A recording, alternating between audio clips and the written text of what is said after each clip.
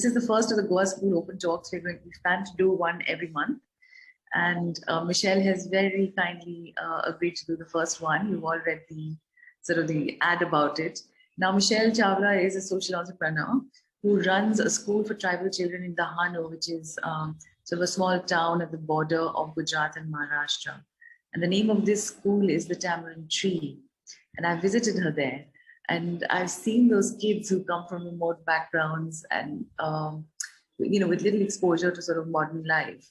I've seen them counting in Japanese and, flying at computer keyboards and doing, what was it, Michelle, karate or jujitsu? I'm not sure. Anyway, but so she has really managed to give these kids a truly amazing all-round exposure and development. And she's done a really good job in the school as well, starting all the way from building the premises in a sustainable way. And I think the school goes all the way to the 8th grade. Now I will leave Michelle to explain to us about the open source way of life. And I will say though that she's somebody I greatly admire. During our college days, that's when I met Michelle. We all had these ideas about changing the world, and I sort of privately fantasized about the downfall of the upper classes, but I went off to join the sort of international NGO route. But Michelle, quietly went about living very much according to her principles, and this is why I really respect her. She moved with her husband Hemant to Dahanu to set up her life in a chiku farm, where open source living has now become a motto for her and her family over the last 20 years or so. I'm really happy to share my passion for open source, because I think more than the school and the work I do with tribal children, what's really important to all of us, and especially you in the society, is becoming part of the open source movement. So I'll share my screen, and I'd just like to quickly see how many of you use Windows, Mac machines. You can just unmute and say what kind of machines are you on. Anyone wants to give a feedback? Mac. I'm on a Mac and I can see the screen. Yeah, you can see the screen on a Mac. I'm on a completely open source system and I'm sharing it and it's working. Seher, what system are you on? I'm using a Mac as well. Okay. And Tom, what would you be using? I'm on a Windows computer. Okay. And I can see the screen also. So basically the differences start here, and I'd like to keep this conversation casual, that what is open source and why is it important? So I think one of the critical aspects of this movement and this thinking is that in the society today and forevermore, knowledge has been controlled by a few, whether it's corporations or it's the government, it's the religious institutions like the church, and the regular people, the masses, have generally been left out of this information, this media, this knowledge. Most of the time, we currently believe that this is not true. There's so much information around. I'm empowered today. But the truth of the matter is, most knowledge, information is controlled and organized by a certain set of people at the cost of the other set of people. So the open source movement basically says that knowledge should be free like the air we breathe. Okay, this is a very important part of the open source movement, that any kind of knowledge or information should actually be free. The free in the sense of freedom. Okay, the free is not a monetary free, but it's a freedom to adapt, freedom to reuse, freedom to collaborate and modify, freedom to change. So the first premise is that we need to understand whether it's in the music sector, or it's in publishing, or it's in film, or it's in education, or it's in obviously in software, it's in the apps we use, the tools we use. There is a control of knowledge and power. We need to acknowledge that first. Most of the time we don't acknowledge that. For instance, the reason I asked you what machines you're using is because the Mac is basically dumbing you down as a human being. It's like you buy a house and you don't know what cement has been used in that house. You have no knowledge of what's inside the thing. You've actually bought a house based on the broker's advice that this house is solid and structurally sound, but you haven't checked for yourself what cement was there, what kind of paint is used, what kind of lead is in this house. So you basically bought a machine that you have no control over. And that's the starting ground why people like us who are ardent, passionate open source activists would never touch a Mac or any kind of Apple products, because at the end of the day, the code that is running the machine is hidden from you. The code that is running the machine is in the hands of a very few people, versus the open source movement where thousands and thousands and thousands of people across the world. Again, I'd like to repeat, the emphasis is going to be on software, but the truth is that it works. This what I'm saying is applicable in the publishing industry, in pharmaceutical, in film, in video, in music. There are few people who actually are controlling it. And the open source movement is saying, look, guys, we want to control our own lives. Open source is not for geeks. I'm not a computer engineer. I have no technical background. I do not contribute to code. I do not change the source code of any software. Yet I'm committed to using only open source software in my school for my children, exposing tribal children only to open source, and definitely as a personal user, making sure that whatever I do on my machine and on the internet is open source. So the first premise is that we need to understand that all knowledge is being controlled. It's a way of, it's a way that corporations, governments, and large institutions actually control and have power over you, and we are opposed to that kind of knowledge and power, right? So that's the first thing I'd like to say.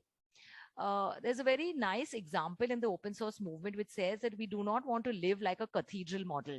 In the cathedral model, the church knows everything and imparts all the knowledge to the masses outside. It doesn't give them control of the model. We want a bazaar model where it's a marketplace. Everyone has access to knowledge and information. You can change, you can adapt, you can take the resource and use it, produce it, distribute it how you want. So for instance, if you wrote a book and you released it under a Creative Commons license in the open source domain, I might want to change the end of the book. So I take your book because it's openly licensed. I actually rewrite the characters. I take your plot, I rewrite the characters, I change the end, and I release it again as my publication derived from yours, and another book is published. So open source is a collaborative, innovative movement wherein people work together, build products together, build resources together, redistribute them, and modify them and reuse them. Now you'd say that how is this helpful to me?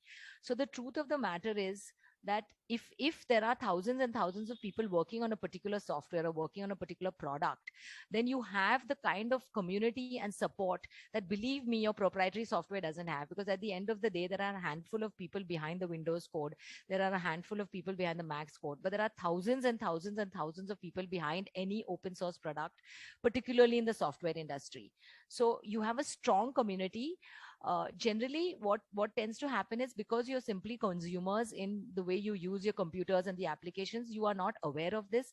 But the truth is, there's a much larger community out there willing to support you in your open source work compared to your proprietary work. Okay, so open source generally becomes a threat to corporations, governments, and anyone in power.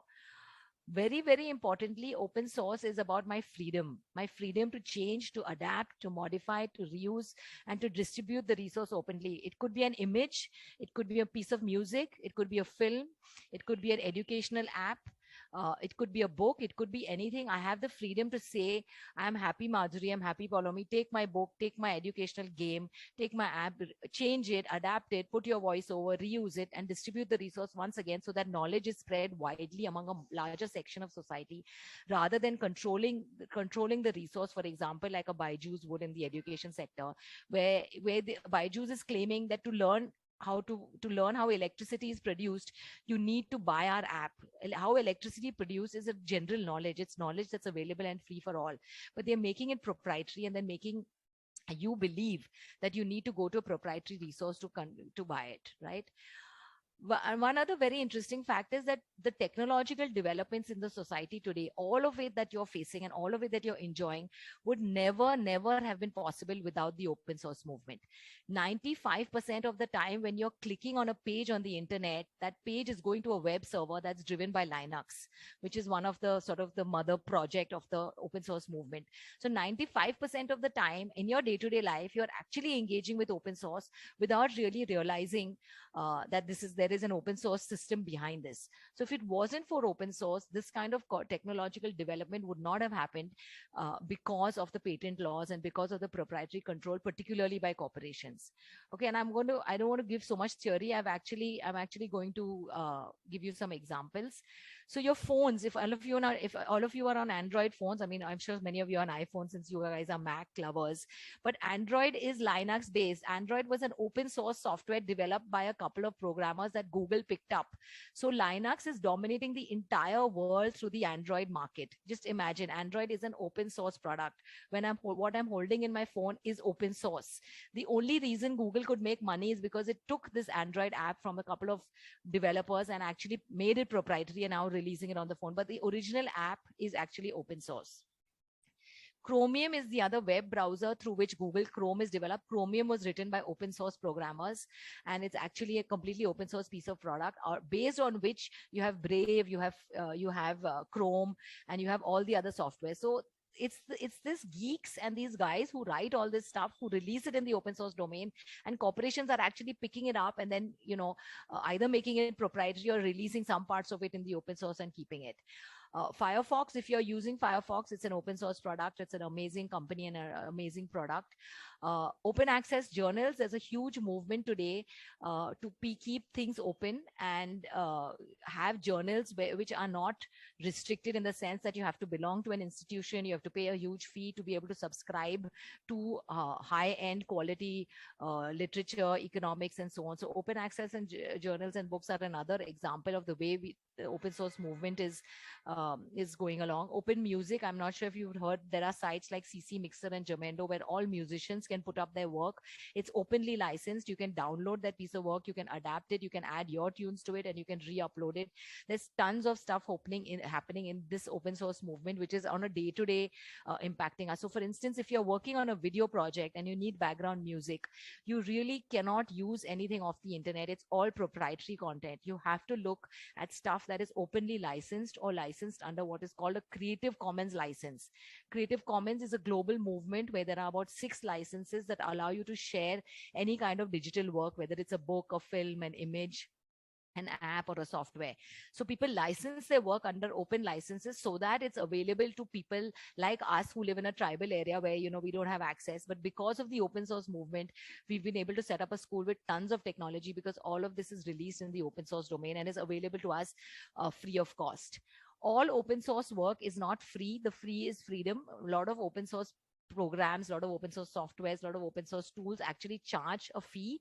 You're happy to pay that because generally it's not very high and it goes to support those programmers behind it.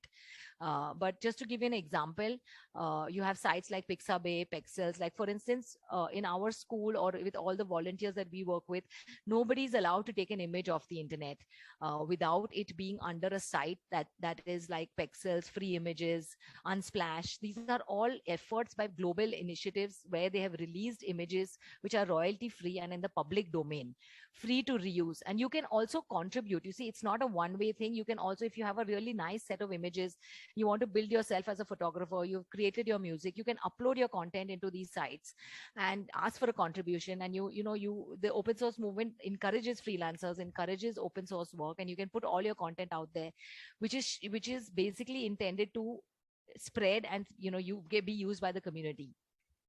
In open education, there's a lot of proprietary stuff, but I've put 2 examples. Khan Academy is one brilliant initiative by Salman Khan. He has changed the way mathematics is being done, but he has always maintained and kept Khan Academy completely open source.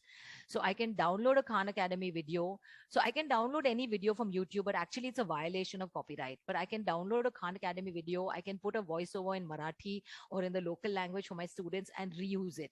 That's the kind of empowerment that a Khan Academy would give you versus using a video by BBC or National Geographic or any other off the YouTube or off Vimeo, which are actually proprietary. So the Creative Commons movement is an offshoot of the open source movement. You must spend some time looking at it, because in your day-to-day life, whether it's music, whether it's graphics, whether it's films, whether it's creation, each one of us is a digitized human being, and using the politically correct resources helps build a more equitable world. By participating in open source, you are saying that knowledge must be free. You are encouraging the freedom of knowledge and information, and you're part of that world that is against the proprietary control of knowledge. So it's important to understand open source from a political perspective, how the open source movement is a reaction to all the proprietary software. I'm sure all of you have set up websites or have worked with people setting up websites. WordPress is a revolution in website making. The entire WordPress project is open source.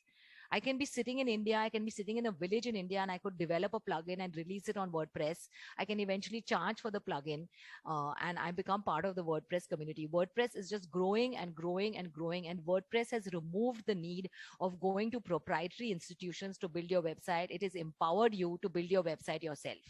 Open source empowers you to do things yourself, to not be dependent, to not look at technology in a mysticized manner where you're scared of technology. You can't build your own website, you can't make your own film, you can't do your own thing. Open source breaks that barrier and allows you to create, use tools. And there's some, really some fantastic work going on across the world with open source. So just to repeat, Linux runs every Android phone and tablet on the earth. The Android program is based on Linux. Linux has been built and developed by a man called Linus Torvalds. He's the hero of the open source movement. He just sat one day and wrote a code about a program called Linux. And it went absolutely viral. Thousands of people wrote back saying, I would like to contribute to your project. And today it's one of the biggest global open source project. In fact, as I said, even if you're on an iPhone or a Mac or a Windows, Linux is working behind the scene across the internet, serving up most of the web pages you view and powering most of the apps you use, whether it's Facebook, Google, Pinterest, Wikipedia, it's all running on Linux. So you cannot afford to say that open source has got nothing to do with me. I've got my little Windows machine. I've got my Mac machine. I get everything done here. You're living in blinkers. You need to look at what the open source movement is doing. Microsoft was our sworn enemy because Microsoft has proprietary codes. Microsoft loves being proprietary.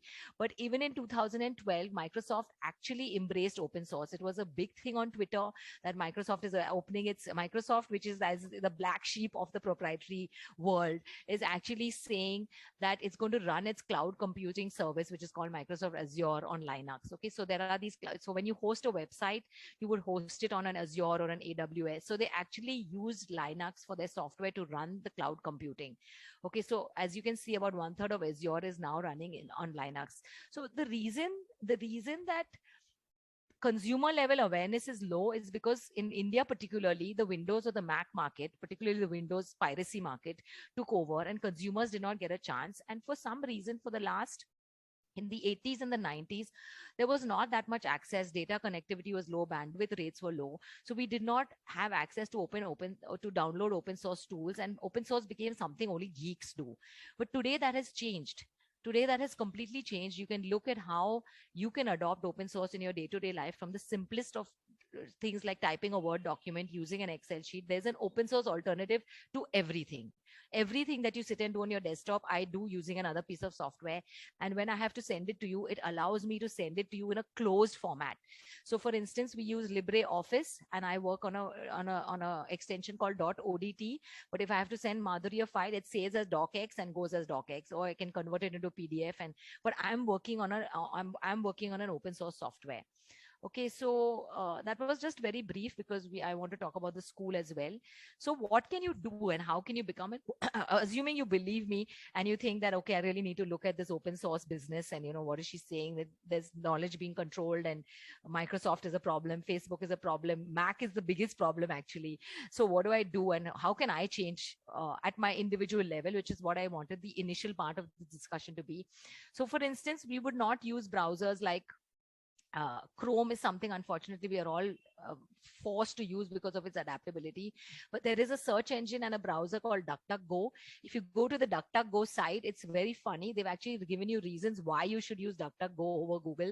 They've given you figures about how they are tracking you. They're giving you figures about what's wrong with the privacy in Google Chrome, or what's wrong with the privacy in Internet Explorer or Microsoft Edge and things like that. And they're a community of ardent, sort of very passionate open source guys who developed a product which is excellent. Like I use DuckDuckGo. I won't even realize that I surf the net using the DuckDuckGo browser, and they have a search engine called DuckDuckGo as well. So that's something you can look up right away. Even on a Mac, you can use DuckDuckGo. So that's something you can look up. We would obviously strongly suggest that you move from proprietary softwares like Adobe Photoshop and move to something like GIMP. GIMP has a wider community of programmers supporting it in terms of image editing and image creation. You can check out GIMP. And obviously, once you see, this is just the initiation. I'm just going on and on and on. And, it takes a while to be convinced why open source is important. It takes a while to understand that, yes, there is control over my freedom. Yes, there is control over what I'm doing. And therefore, I need to use things that are being built by a community. But if you reach there, then you could actually switch from a Mac OS or a Windows-based OS to a Linux-based OS like Ubuntu, Fedora, SUSE. There's tons of that. You could use Thunderbird as your client. When you're surfing the internet, use only images, videos, and audios which are licensed under the Creative Commons. Do not use proprietary content. It is a violation. It's incorrect and it's proprietary. For your Word and spreadsheet and those kind of documentations, you can use LibreOffice. And basically, I think the intention is, one is to be practical and tell you what you could do, but the intention is that you need to start thinking about, we are all digitized and we don't know. We hold phones in our hand, we have laptops in our home, and we don't know anything about them. We're just using things that we've been told. We're not questioning them. So you need to look at what you're using. What is the app that you've been asked to download? What is the software that you actually use? And the reason to look at it is because there is someone sitting out there who can build on an open source software and make it better. So for instance, Ubuntu would be built by thousands and thousands of programmers. If I give feedback that there is a problem in the Ubuntu software and there's a bug and there's this, they actually take that feedback and improve on it. So you have products that are under constant innovation versus products that are static. You have products where newer and younger people are coming and constantly saying, how can I improve this? Where is like WordPress, for instance? The WordPress's growth is phenomenal. It started off as a piece of a blog. It was a blogging software. And today it's one of the most popular CMSs in the world, supported. And it's completely faceless, right? Like no one owns WordPress. There is no ownership. There is no control of WordPress. It belongs to the community at large. And the community contributes to the development and helps consumers like us build websites through their contribution. You may say, I'm not a contributor. I'm a designer. I'm an activist. I'm a teacher. I have no time for all this programming. But the truth of the matter is, when you participate in open source, even as a user, you are contributing to the movement that is saying that knowledge should be free. You're contributing to the movement that's saying that our resources, our production, our assets must be in the control of the community rather than a few corporations or government. So you're participating in a project that at least is talking about equality. You're not contributing to it, but by using the products, you are definitely participating in what is politically correct in terms of equity, because technology, as you can all know, and you must have read enough, you've seen what's happening. There's a lot of data privacy issues. There's a lot of data collection. There's a lot of these attempts are like DuckDuckGo won't track you, Brave won't track you. These are all responses to the proprietary world, and it's time you kind of have a look at them and see what you're actually doing. So I'm going to stop here, because then I'm going to start talking about the school, but I won't think that knowledge is actually available. The problem. No, I think the thing that hit me the hardest was the thing you said was like, knowledge used to be free like the air we breathe. And I thought, oh my God, that's what we believe. We have to keep learning. That's our byline in the school, yeah. It is actually like the air we breathe. Because you won't even know if the air you breathe is not good air if you don't actually have the knowledge to go with it. So, correct. Yeah. Okay, so who's we're about 8 people again, so we can resume. You were talking. I lost you in the middle of your example. The last example that you were No, I was saying giving, Zoom is proprietary. And for instance, we are invited to Zoom meetings, so we take Zoom, but we don't use it ourselves. In the school, we have an option called the Big Blue Button. It's a European project. Yeah, it's a European project where they've released an open source virtual meeting platform. So for everything that is proprietary, there is an alternative open source option. It's just a question of being, tuned to finding these things and being open to it, because saying that, this is the right way to live in terms of my personal choices as well as my institutional choices. Yes. But yeah, so I can go ahead a bit with the school if there are no more questions. Yeah. Please do. Yes. I'll run through it fast because it's more like a ground level, grassroots level example. So basically, we run a school for tribal children, which is entirely built on open source technology. So if you see in this picture, there's a small box. This is a computer called the single board computer. It's a Raspberry Pi. It's built in the UK by a trust, and it's part of the open hardware movement, which says that even hardware designs, the PCBs and so on, should actually be open for engineers and students to actually tinker around with. So if you open it's a single board computer, it's the size of a credit card. It costs 4,000 rupees. It's extremely affordable. And it basically has no moving parts. So it's very sturdy for village environment. So right from the open source hardware, the whole school is built on open source hardware and open source software. So these are some of the machines we have. And basically just very quickly, we are it's a small educational initiative based out of Dahanu, which is about 120 kilometers from Maharashtra.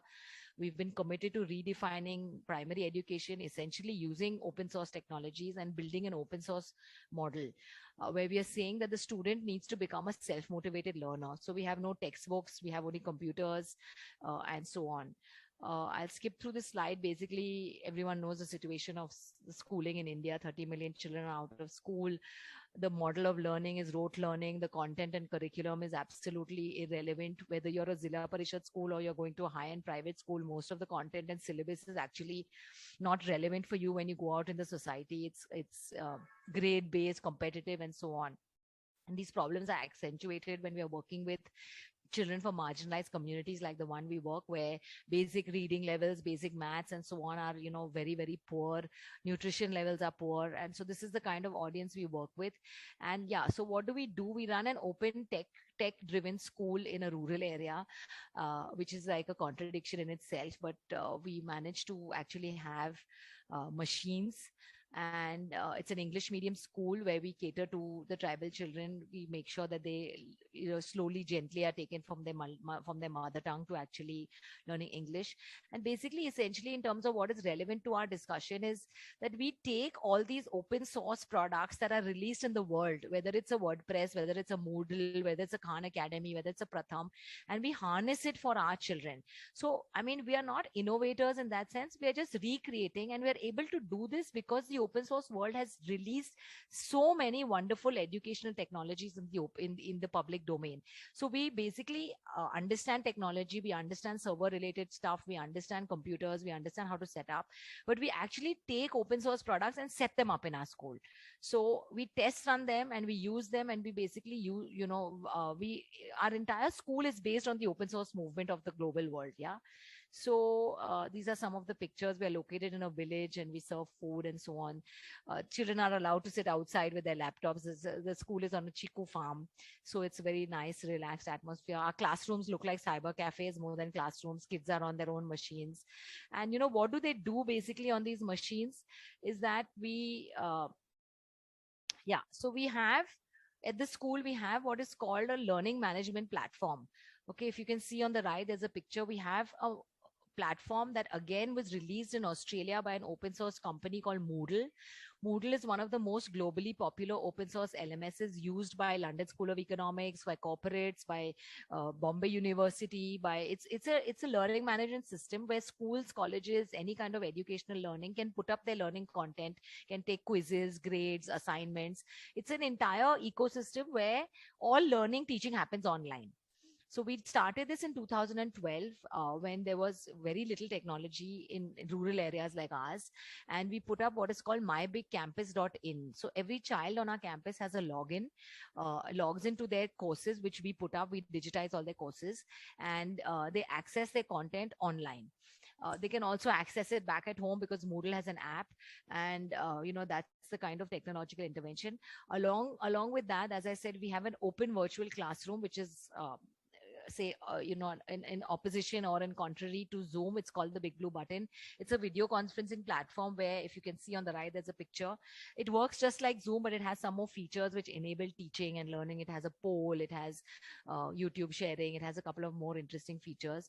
So we take online classes, particularly during the pandemic when there was a lockdown. We launched our so basically we became a school without walls because we could launch our LMS online and we could launch the virtual class as well online. So we use open license courses and content in the learning management system, and that's how it works. We have an e-library on campus, where we have 5,000, 6,000 books. Children can access it. Again, it's hosted in one of these little dabba thingies, and the e-library again has been possible because of open source software released in the society, which we have adapted for our use and then made an e-library where children can actually access online EPUB books.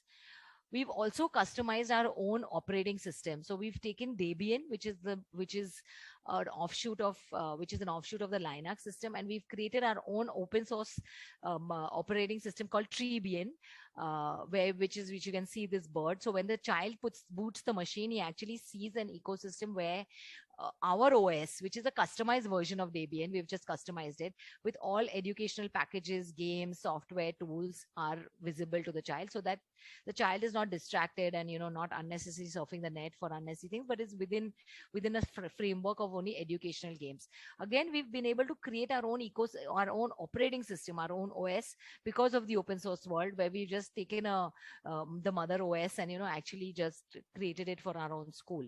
So we have an LMS, which is My Big Campus. We have a Big Blue Button, which is the open source video conferencing platform. We have an e-library, and we have our own operating system. And we believe that the only way to bridge the learning divide, particularly with the underprivileged children, is through open education and through open source. At the end of the day, education is becoming a commodity in the society. The student has become a consumer. The privatization of education has what is called as commodified education. And education is no longer accessible to the poor. More and more, with the increasing privatization and commodification of education, that the poorer children are having less and less access to high quality learning resources. So we believe that it's only the open source world that is believing that knowledge is free like the air we breathe, and releasing these resources in the open source domain and the public domain is the only answer to building equity in a country like ours, where education is extremely inequitable. And it's not just about the cost of the apps or the cost of the products or the cost of schooling or the cost of, it's also the entire proprietary nature and the inaccessibility of the edtech market that is causing young and poorer and poorer children to be away from it. So open education resources, it's called the OER movement. It's a global movement. Open education resources movement believes that every child, every learner in any part of the world, irrespective of the caste, creed, economic status, cultural background, has a right to high quality learning resources. And the only way these learning resources can actually come to that child is if they are open. So the school is an offshoot of the global open education movement. We are very much part of it. Many of these ideas are not mine. They're all out there on the net. They're being practiced by a lot of people. We are just a small initiative in the village saying that open education is the only way to go. The cost differences, for instance, why a small school like ours can actually have an LMS, can have their own video conferencing server, because open source is cheap, open source is affordable, open source is freely available. There are a lot of things we just simply get free. There are a lot of things which you have to pay for, which are not that high. You just have to pay for the server cost. The software is actually free. You just have to do the cloud hosting and set up the server. So one of the reasons we have so much technology, which with such a small group of ours with low funding and struggling with funding, is because the open source resources are all either free or available at very low cost. So we've been able to bring that much technology into rural areas, and we believe that governments and other private schools can also do this if they go the open way.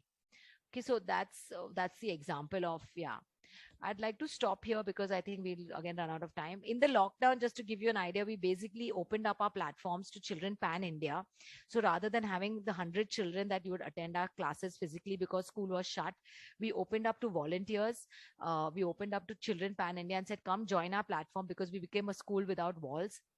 And we've done something like 66,000 hours of online teaching, all with volunteers from across the world who came to our platform, who were able to create courses, create content, and use this Big Blue Button, which is the open source video conferencing platform, to run courses. So the lockdown experience was actually really good for us because we were technologically ready, and we could expand learning to more children than just limited to our physical children in the school. So so I'm not going to go ahead. I'd like to just take a break here and see if there are any questions.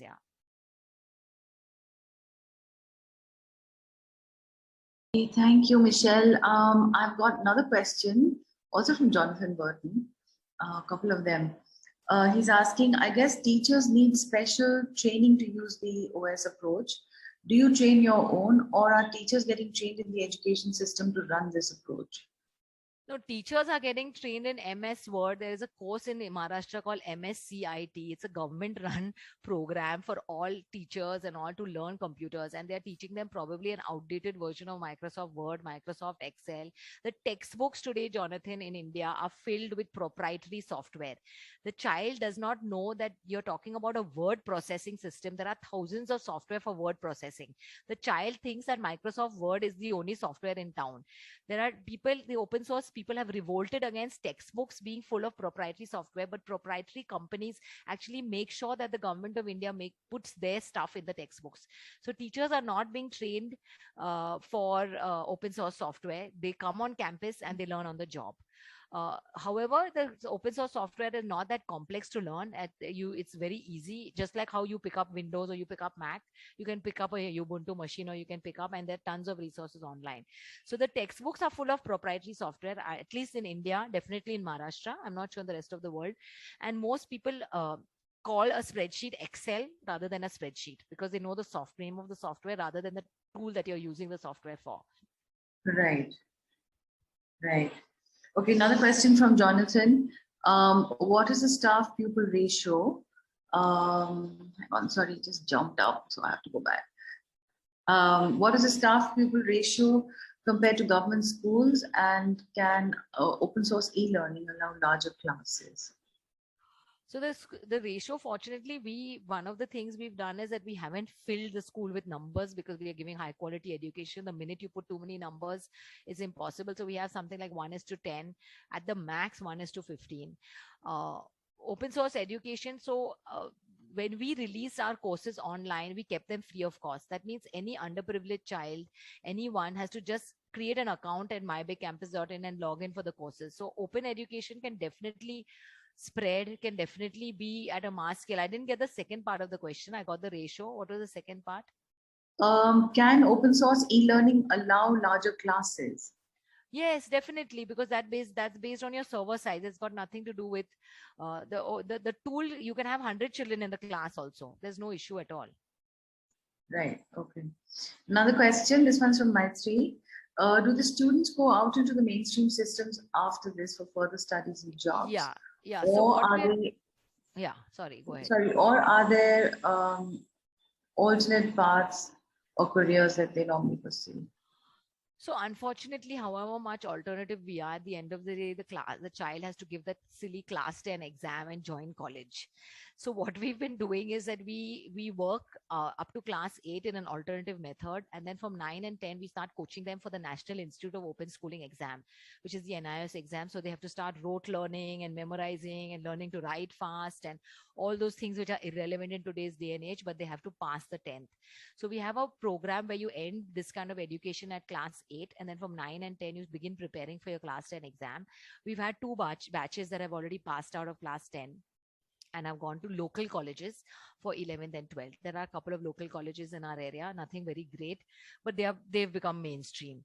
However, we hope that the language learning, the exposure, the digitization will somewhere help them, get jobs, because they all speak fluent English. They are heavily digitized. They are from a young age, they know how to engage with the digital world, both in terms of using the internet as well as English and so on. So we hope that has contributed to their life. But unfortunately, there aren't that many alternative streams yet. But yeah, that's how it is. Jonathan asks again about, you've answered part of this, but perhaps you can talk a little bit more about how to reorient kids' curiosity and how do you do this? So our kids actually come from a very dull and, socioeconomically poor atmosphere. So we have to really pep them up on all fronts. Of course, seeing computers, they are very happy. But today, compared to 10 years back when we started, every child has a gadget at home, whatever is the background. Every child in a rural area has access to a mobile phone. So I think raising their curiosity and stuff is just, we use a lot of music, we use a lot of film watching together. We use a lot of techniques where they have independent time, like Khan Academy, for instance, is something they love doing, where there's no teacher involved. They're actually self-learning. So they keep going through these modules, and all this confetti falls on the screen and you get congratulations. And I mean, those are the things through technology, I'm saying, that have kept them motivated. But building curiosity and motivation in children is of course a hard call, and I think can't be answered in like a short time. So yeah. Super cool. Okay, so this has been pretty wonderful. I don't know if there are more questions. I guess for the Goa school, we have to do much more to sort of commit to the open source way of life. I know that we have a WordPress website, not very tech savvy. Yes. I will now explore the big blue button. No, and also you should be doing WordPress yourself. Yeah, I do that myself. Yeah, so that's fine. So then you are an open source user. I am, yeah. Okay, so at least in some way, that sounds good. May I request, and anyone can ask the question directly. Maybe I can stop interceding, and you can just switch off your PowerPoint now, and we can just see each other's faces, and perhaps we'll have questions and have just a chit chat, which is a bit more informal, and yeah, we don't have to. Maybe we can also stop the recording now, so that we can keep that the formal part of this.